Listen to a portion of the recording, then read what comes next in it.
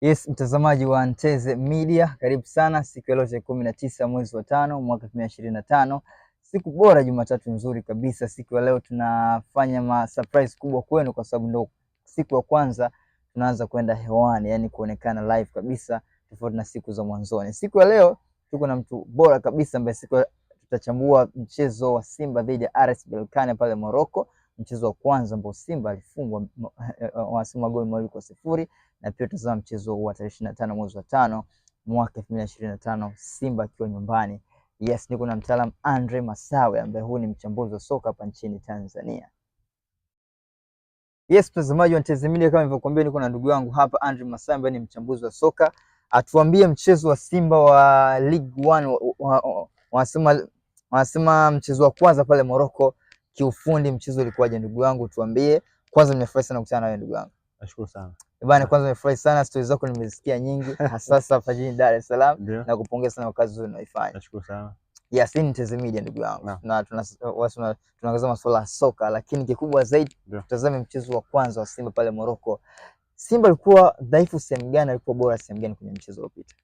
Yes, kwanza mchezo kiukweli kwa kiasi kikubwa Berkane waliamua kuubeba ule mchezo kwa sababu kwa kiasi kikubwa Simba walikuwa wanacheza zaidi nyuma ya mpira, lakini Berkane walikuwa sana wapo active muda wote uwanjani, lakini pia wapo wanasema muda wote wanakuja, muda wote wanashambulia, muda wote wanaweka pressure kwenye mpira. Simba wakiwa na mpira, Berkane wanaweka pressure ya kutosha miguuni mwa wachezaji wa Simba. Kwa hiyo ni moja kati ya mchezo ambao Simba kwa kiasi kikubwa walipitia kashikashi nyingi sana uwanjani, lakini makosa madogo madogo ambayo bado yanaiandama klabu ya Simba, makosa haya yanazidi kuangusha. Uliangalia mchezo wa Simba dhidi ya CS Constantine. Yes. Makosa mchezaji mmoja amewafanya waruhusu magoli mawili ya ugenini. Uliangalia mchezo dhidi ya Al Masry. Yes. Makosa hayo amewafanya Simba ruhusu.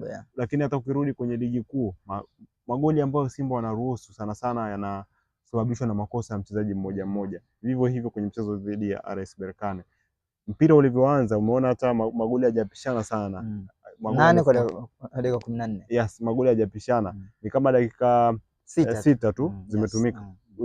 Zime tofautisha kati ya goli la kwanza na la pili. Hiyo ni pressure finali walikuwa ni nini? Yes, waliingia wakiwa nadhani na pressure kubwa hasa kwa wachezaji.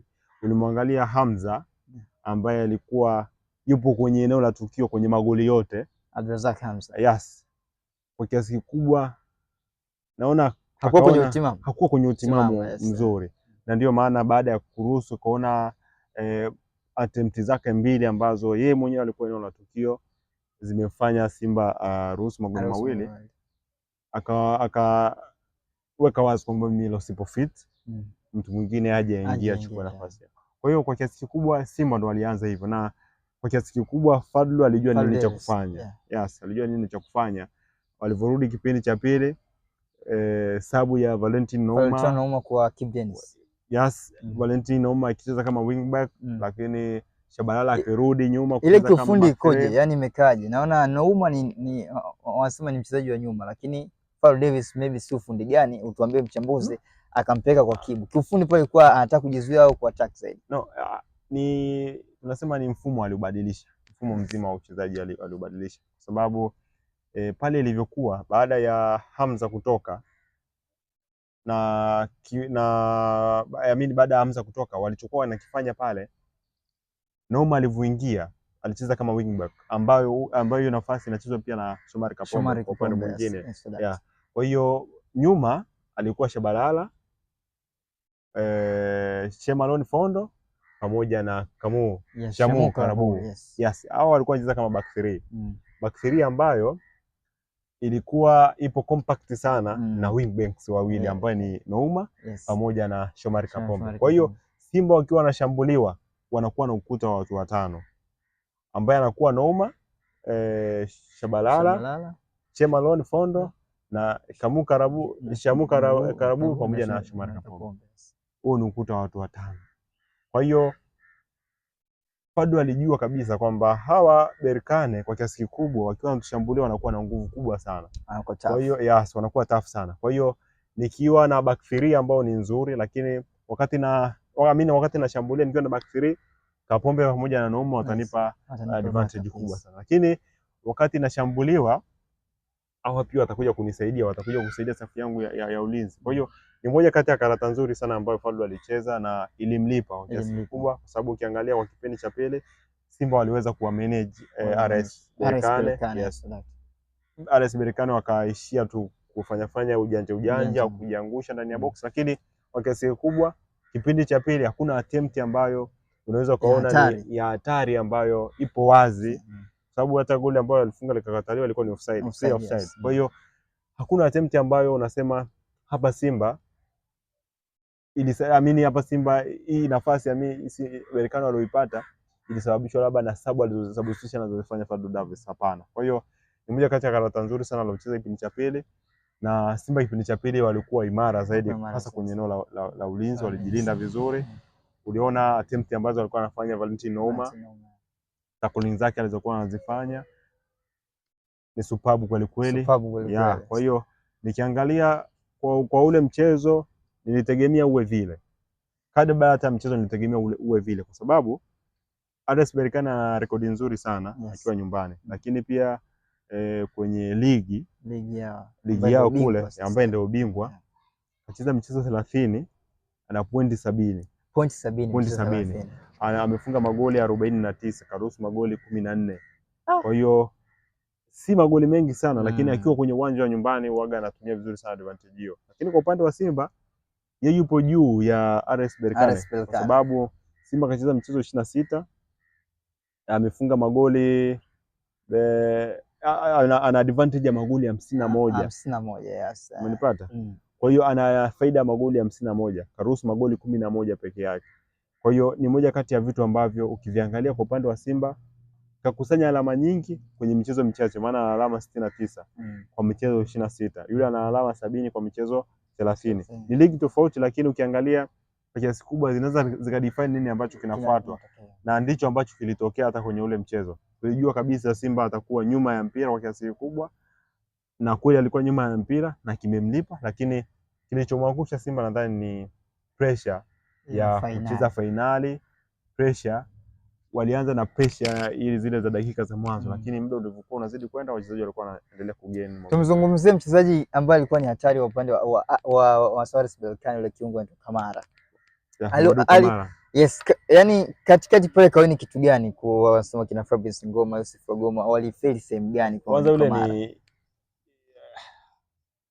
kwa sababu moja kati ya vitu ambavyo ni advantage kubwa sana kwa wachezaji kwamba kwanza ni umbo, ana umbo zuri la mchezaji, hata goli alifunga. Yes, ni mrefu lakini anaweza kutumia vizuri urefu wake.